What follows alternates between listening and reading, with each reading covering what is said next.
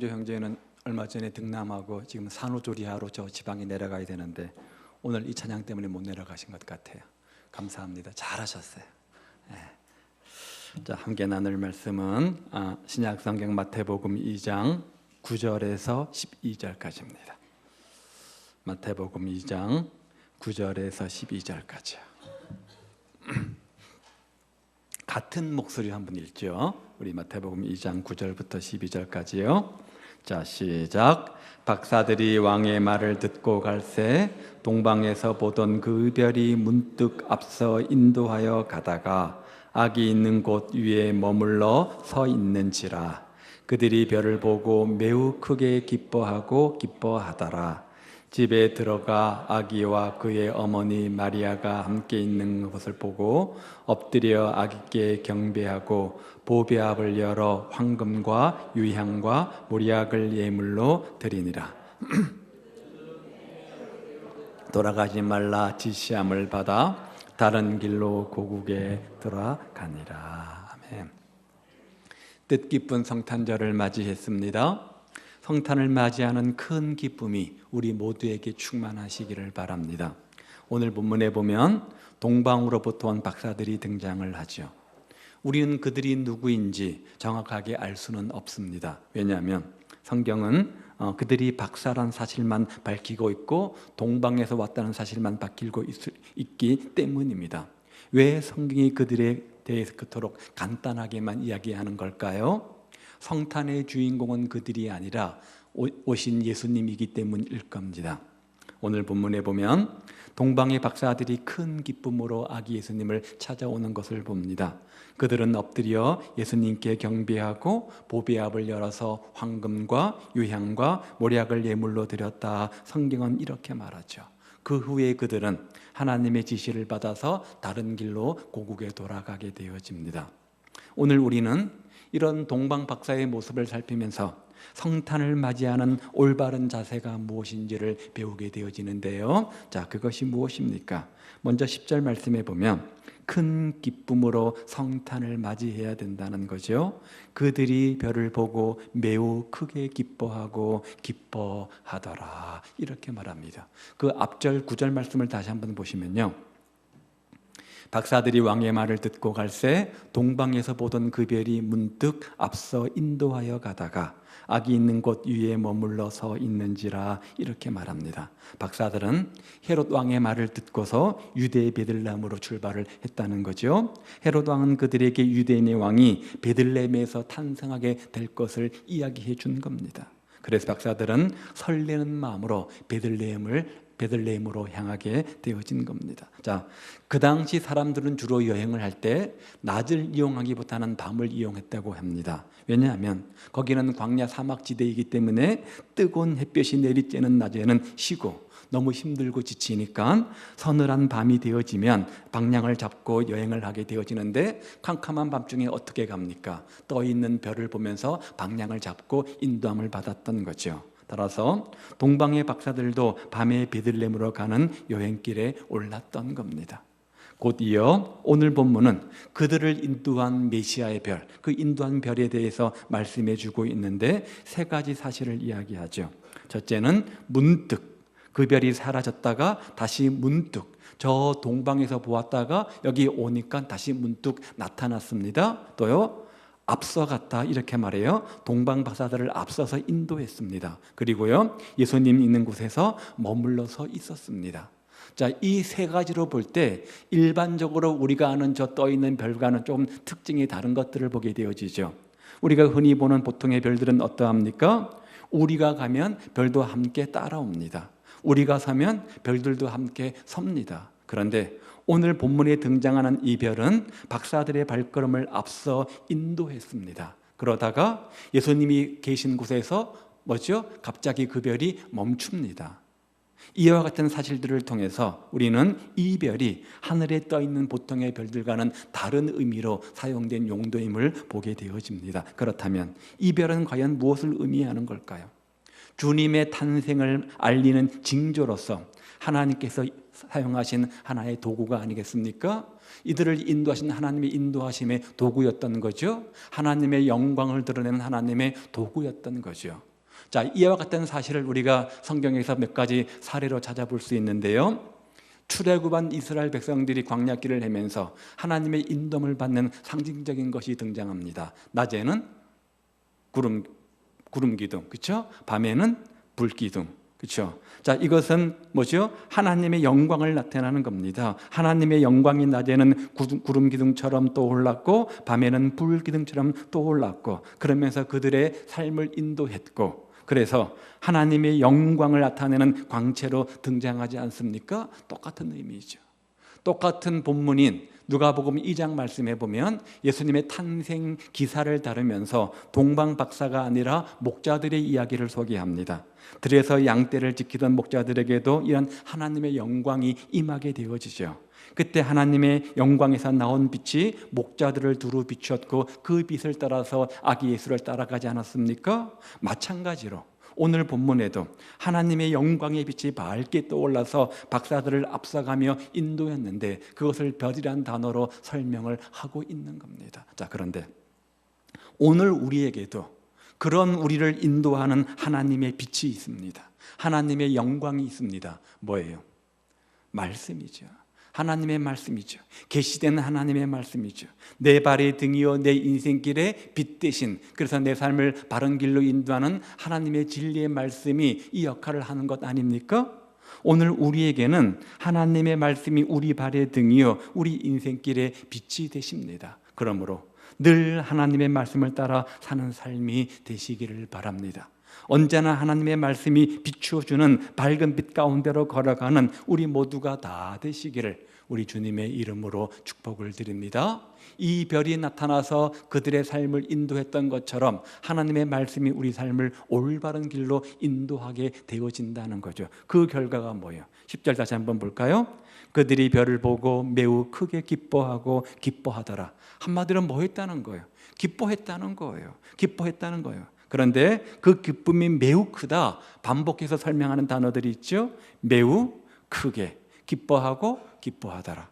그냥 그들이 별을 보고 기뻐하더라 이렇게 될 문장을 가지고 더 강조하고 큰 기쁨을 이야기하기 위해서 매우란 단어를 썼습니다. 크게란 단어를 썼습니다. 기쁨도 반복했습니다. 강조하고 있는 거죠. 이런 단어들을 보면서 박사들이 그 별을 다시 보게 되었을 때 얼마나 기뻐했는지를 우리가 미루어 짐작해 보게 되어집니다. 박사들은 아기 예수님을 찾아서 먼 길을 달려왔습니다. 광야 사막길을 달려온 거죠. 이제 곧 그들은 목적지에 이르게 될 것입니다. 더군다나 그들은 그 별을 보면서 하나님이 친히 자신들을 인도하고 있구나라고 하는 사실을 확신했겠죠. 그러니 얼마나 큰 기쁨과 감격이 있었겠습니까? 자, 그런데 또 한 종류의 사람을 우리는 오늘 본문에서 만나게 되죠. 이와 같은 기쁨이 예루살렘 사람들에게는 전혀 없었던 것을 발견하게 되어집니다. 자기들이 기다리던 메시아 아닙니까? 구약 수천 년 동안 예언된 약속의 말씀에 따라서 오실 메시아를 유대인들은 기다렸잖아요. 그런데 주님께서 탄생하신 겁니다. 그러면 그들도 당연히 이들처럼 기뻐해야 마땅한 것 아니겠습니까? 사실 그들은 이방 사람들이었던 이 동방 박사들보다도 오히려 더 기뻐 마땅해야 할 것입니다. 그런데 전혀 기뻐하지를 않았다는 거예요. 그들은 베들레헴으로 달려가지도 않았죠. 아기 예수님께 경배하지도 않았죠. 오늘 본문 앞에 있는 3절 말씀에 보면 헤롯 왕과 더불어서 온 예루살렘은 그저 소동만 했을 뿐이다. 성경은 이렇게 말해요. 무감각했던 겁니다. 무관심했던 겁니다. 중요성을 그냥 지나쳐 버리는 겁니다. 수도 없이 들었던 얘기입니다. 수도 없이 기다리고 있는 얘기입니까? 너무나 듣다 보니까, 너무나 많이 알다 보니까 이제는 그 본질을 놓쳐버리고 껍데기만 붙잡고 있는 겁니다. 들어도 감흥이 없는 거예요. 들어도 감각이 없는 거예요. 너무 많이 알고 들어서 그 본질을 다 잃어버린 거예요. 그래서 무관심했던 거죠. 무감각했던 거죠. 오늘 우리는 어떻습니까? 이 시간 우리는 진정으로 우리 주님 예수님의 나심을 정말 크게 기뻐하고 있는지, 성탄절을 맞이하면서 성탄절의 참된 의미 본질을 붙잡고 크게 기뻐하는 자인지 한번 생각해 보십시오. 아니면 이런저런 세상의 걱정 때문에 돈 걱정, 자녀 걱정, 사업 걱정 등등 세상의 온갖 염려들에 휩싸여 가지고 계속해서 한숨만 내쉬고 있지는 않는지, 그래서 이 성탄절을 맞이하면서 무감각 속에, 무관심 속에 빠져 있지는 않는지, 또 한 번의 의미 없는 성탄절을 보내고 있지는 않는지, 여러분 심령 상태를 한번 스스로 자답해 보시기를 바랍니다. 동방 박사들은 아기 예수님을 가리키는 별만 보고서도 매우 그렇게 크게 기뻐하고 기뻐했습니다. 그렇다면 우리는 우리 주님 예수님으로 말미암아 영생이라고 하는 최고의 선물을 받은 자들이 아닙니까? 죄사함이라고 하는 최고의 가치 있는 선물을 받은 사람들 아닙니까? 구원이라고 하는 절대 비교할 수 없는 최고의 가치 있는 선물을 받은 우리 아닙니까? 그렇다면 당연히 우리는 그 최고의 기쁨으로 말미암아 성탄절을 맞이해야 될 것입니다. 사랑하는 여러분, 우리 예수님은 하나님이심에도 불구하고 높고 높은 하늘 보좌를 내어놓으시고 낮고 낮은 이 땅으로 오셨습니다. 왜요? 우리를 구원하시려고, 우리를 찾아오신 거잖아요. 그러므로 우리 구주 예수님을 최대의 큰 기쁨으로 맞이하는 우리 모두가 다 되시기를, 그런 뜻깊은 성탄절이 되시기를, 그래서 큰 기쁨으로 성탄절을 맞이하는 삶이 되시기를 우리 주님의 이름으로 축복을 드립니다.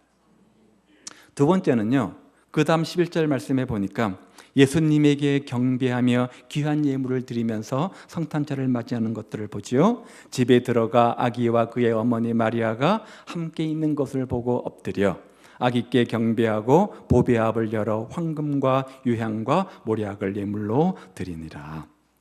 아마도 이 동방 박사들은 예수님 탄생 직후에 아기 예수를 찾은 것이 아니라 어느 정도 일정한 시간이 지난 다음에 찾았던 것 같습니다. 그 증거가 뭐냐? 지금 아기 예수님과 부모님이 어디에 있지요?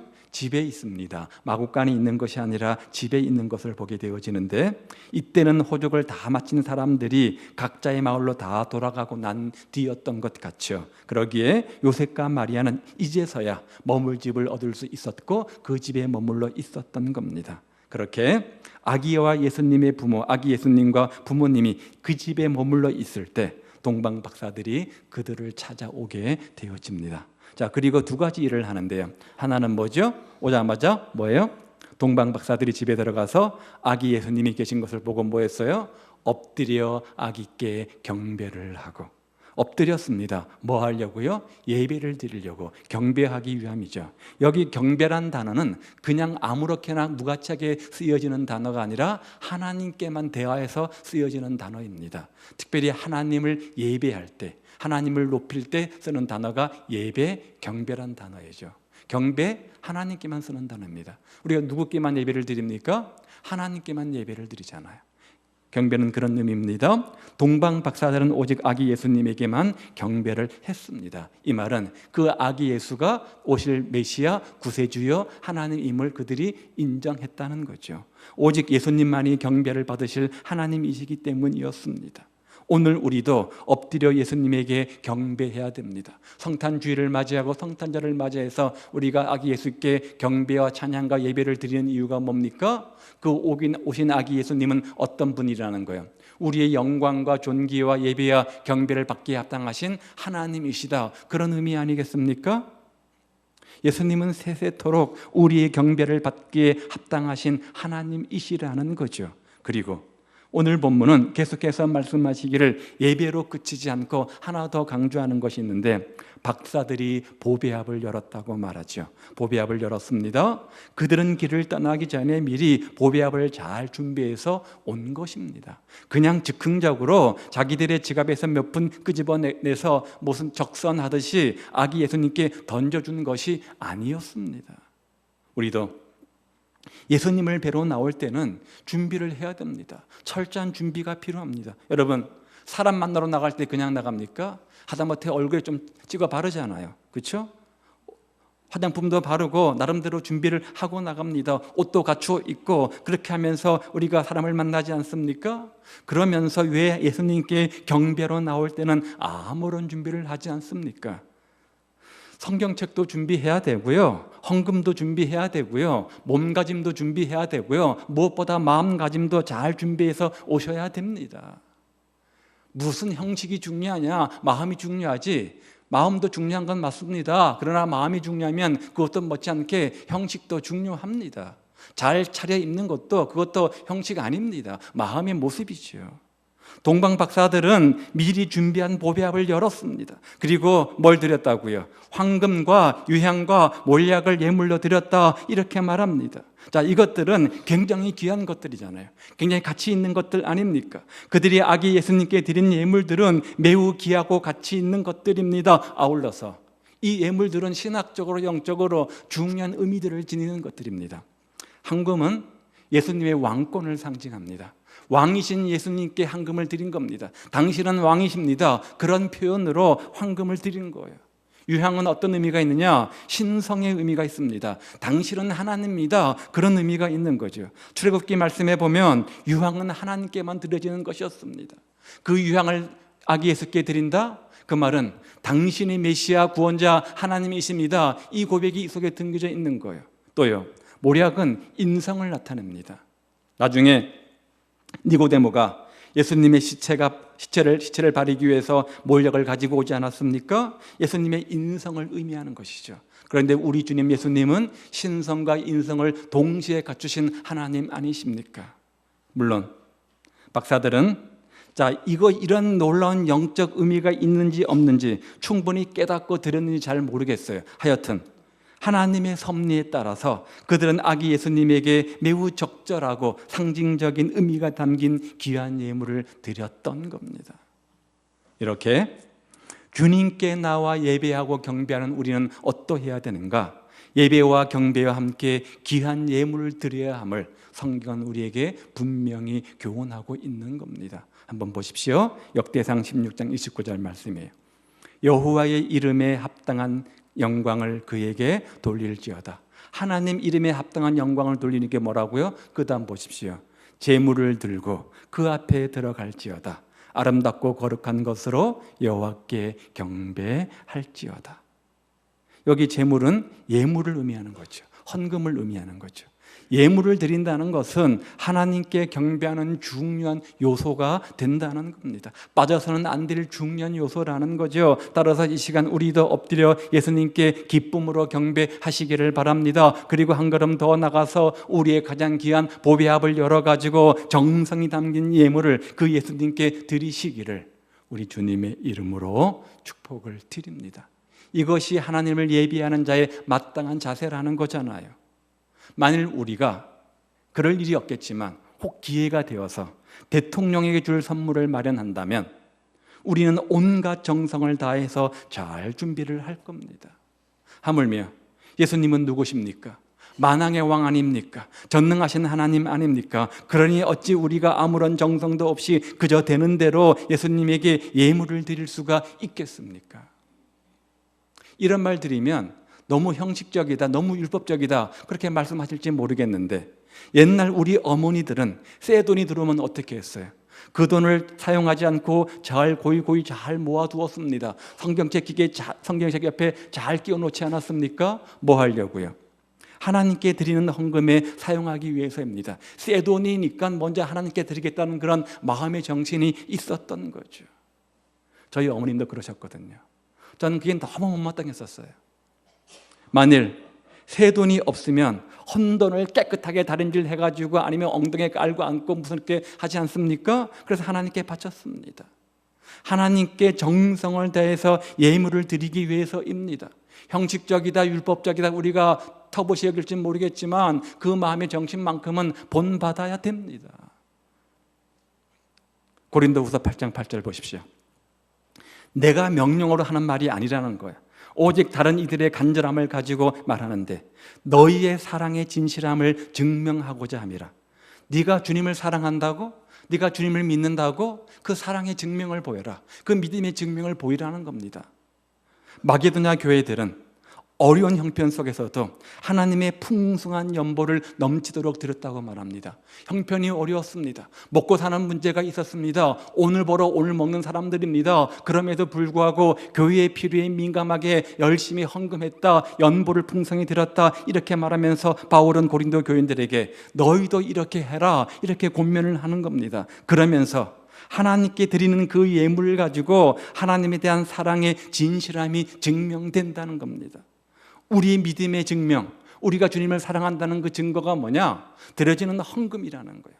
물질이라는 거예요. 그 예물을 가지고 우리가 얼만큼 주님을 사랑하는지, 얼만큼 주님을 믿고 의지하며 신뢰하는지, 나의 일상생활 의식주를 얼마나 믿고 맡기는지, 그것들을 증거하는 증표가 된다, 이렇게 말하고 있는 겁니다. 사랑하는 여러분, 예수님은 우리를 위해서 피 한 방울도 남김없이 모든 것을 다 쏟으셨습니다. 아니, 자신의 목숨까지도, 가장 귀한 생명까지도 내어놓으셨습니다. 따라서 동방 박사들처럼 우리도 그 아기 예수께 엎드려 예수님을 경배함이 마땅합니다. 그리고 우리의 정성이 담긴 예물을 드림으로써 옥합을 깨트리는 헌신의 주인공 되어서 예수님에 대한 우리의 사랑, 그 믿음이 진실함임을 증명해 보일 필요가 있는 겁니다. 그런 은혜가 우리 가운데 있기를 주의 이름으로 축복을 드립니다. 물질이 부족하기 때문에 헌금을 내라는 것이 아닙니다. 하나님은 모든 것을 다 가지신 분이시잖아요. 사랑의 헌신의 증표로 삼겠다는 거예요. 세 번째는요, 그 다음 12절에 보니까 하나님의 뜻에 순종하며 살아야 한다, 이렇게 말해요. 그들은 꿈의 헤롯에게로 돌아가지 말라 지시하심을 받아 다른 길로 고국에 돌아가니라. 이미 말씀드린 대로 그 당시 사람들은 주로 밤에 여행을 했습니다. 그래서 동방 박사들도 밤에 예루살렘을 떠났죠. 그들은 이른바 메시아의 별을 보면서 그 별이 인도하는 대로 아기 예수님이 탄생하신 베들레헴으로 가게 됩니다. 자, 그런데 수도 예루살렘에서 베들레헴까지는 약 남쪽으로 10km 정도 떨어져 있는 곳으로서 걸어가도 2시간 혹은 3시간이면 넘게 가는 그런 가까운 곳입니다. 이른 저녁에 출발했다고 한다면 한 10시쯤 되면 이미 벌써 그곳에 도착을 할 수 있는 그런 가까운 거리죠. 그래서 동방 박사들은 이른 밤에 아기 예수님을 만나서 경배할 수 있었을 겁니다. 자, 그들이 왜 먼 동방에서 이곳까지 그렇게 험난한 여정으로 여행을 한 겁니까? 오신 예수님, 탄생하신 예수님을 경배하기 위함 아닙니까? 따라서 보비압을 깨트려 아기 예수께 경배하며 헌신과 예물을 드렸습니다. 그것으로 그들의 여행의 목적은 끝난 겁니다. 달성된 겁니다. 그러면 그 밤에 어떤 마음으로 잠들었을까요? 다 이루었으니까 평안한 마음으로, 평안한 심정으로 잠자리에 들었겠죠. 그때 뭐라고요? 꿈에 하나님이 계시를 나타납니다. 이때는 아직 성경이 완성되기 이전이기 때문에 때로는 꿈을 통해서도 다양한 방법을 통해서 하나님의 계시를 알려주기도 했습니다. 지금은 온전한 완전한 계시, 성경이 기록되어져 있기 때문에 드문 일이지만 그 당시에는 여러 가지 방법, 꿈이나 환상이나 계시를 통해서 하나님의 뜻들을 알려주지 않았습니까? 자, 그들이 받은 계시의 내용이 뭡니까? 헤롯에게로 돌아가지 말라는 겁니다. 헤롯은 박사들에게 아기를 찾거든 다시 돌아와서 나에게 알려다오. 나도 경배하겠다. 그러나 그의 속셈은 따로 있었습니다. 뭐예요? 그 아기 예수를 죽이고자 함이라. 그렇죠? 물론 박사들은 헤롯의 이런 속셈을 알아차리지 못할 수도 있습니다. 신이 아닌 이상 어떻게 마음 중심을 알겠습니까? 그러나 누구는 달랐어요? 하나님은 달랐어요. 왜요? 전지전능하신 하나님 아닙니까? 전지전능하신 하나님은 헤롯의 그런 못된 속셈을 다 알고 계셨던 거죠. 그래서 박사들의 꿈에 나타나가지고 헤롯에게 돌아가지 말고 다른 길로 가라, 그렇게 지시를 한 것 아닙니까? 그래서 하나님의 지시하심을 받아 다른 길로 고국에 돌아가니라. 만일 그들이 하나님의 지시를 어기고서 헤롯에게로 돌아갔다면 어떻게 되었겠습니까? 하나님께서 계속 지시를 주시고 계시를 주시는데 영적으로 무감각해서 깨닫지 못하고 알아듣지를 못했으면 어떻게 되었을까요? 물론 또 다른 초자연적인 방법으로 역사하셨겠지만 이들에게 있어서 그 길은 사망의 길이요 멸망의 길이 되고 말았을 겁니다. 물론 이미 왔던 길, 한 번 경험한 길, 내가 잘 아는 길로 되돌아가는 것이 쉽게 여겨질 것입니다. 당연히 여겨질 것이고 익숙할지도 모르겠습니다. 그러나 우리가 아는 길이라고 방심할 때, 내가 한번 가본 길이라고 방심할 때, 너무나 쉬운 길이라고 자만할 때, 너무나 익숙한 길이라고 교만할 때, 그리고 하나님께서 막으시는 길을 굳이 고집부리면서 걸어갈 때, 그 길에는 큰 위협이 도사리고 있음을 기억하십시오. 물론 하나님이 동방 박사들에게 지시한 길은 익숙치 않은 새로운 길이었을 겁니다. 생소한 길이었을 겁니다. 그러기에 더딜 수도 있었고 거기가 가기가 힘들었을 수도 있었을지도 모르겠어요. 그러나 인도하시는 하나님께서 인도하시는 길이라면, 주님께서 인도하시는 길이라면, 주님께서 가라고 명령하신 길이라면 반드시 이들의 발걸음을 인도하셔서 분명 그들이 안전하게 자기들의 고국에 무사히 돌아가게 하실 것입니다. 이게 뭐예요? 이게 믿음이잖아요. 오늘 우리는 어떻습니까? 때때로 우리가 원하는 길을 위해서 우리는 하나님께 기도합니다. 어떤 생각과 계획들을 가지고 그 뜻과 계획들이 이루어지기를 간절히 소원하며 기도합니다. 그러나 하나님께서 때로 그 길을 막으시고 전혀 생각지 않은 길로 우리를 인도하실 때가 있습니다. 그럴 때마다 우리는 어떡합니까? 너무나 쉽게 불평하고 너무나 쉽게 절망하고 원망하며 아쉬워하지 않습니까? 그런데 기억해야 될 것은 실상은 내가 원하지 않는 그 길이지만 결국은 그것이 우리에게 하나님이 부실 때 최상의 길임을 믿어야 한다는 겁니다. 그야말로 모든 것 가운데 합력하여 선을 이루신다는 것을 믿음으로 인정해야 된다는 거죠. 그래서 시편 기자 다윗은 뭐라고 고백합니까? 여호와는 나의 목자시니 내게 부족함이 없으리로다. 그가 나를 푸른 불밭에 놓이시며 쉴만한 물가로 인도하시는도다. 내 영혼을 소생시키시고 자기 이름을 위하여 의의 길로 인도하시는도다. 하나님은 우리의 선한 목자이십니다. 하나님은 우리의 선한 목자이십니다. 그러기에 하나님은 언제나 우리를 의의 길로, 바른 길로, 가장 좋은 길로 인도하신다는 겁니다. 내 생각과 내 계획과 다를 뿐이지 하나님의 인도하심은 결코 실수가 없고 결코 우연이 없고 가장 최선의 최고의 길이라는 거예요. 따라서 하나님이 우리를 어떤 길로 인도하시든 간에 혹 내 생각과 내 뜻과 다르다고 할지라도 우리는 그 하나님의 선하신 인도하심을 믿고 늘 순종하면서 감사함으로 그 길을 걸어가야만 하는 겁니다. 아울러 지금 우리가 걷고 있는 길이 하나님의 뜻을 거스르는 길이라고 한다면 우리는 그 즉시 그 길에서 돌아서야 합니다. 그리고 하나님이 지시하는 대로, 하나님께서 말씀하시는 대로, 하나님께서 원하시는 대로 다른 길로 가야만 하는 겁니다.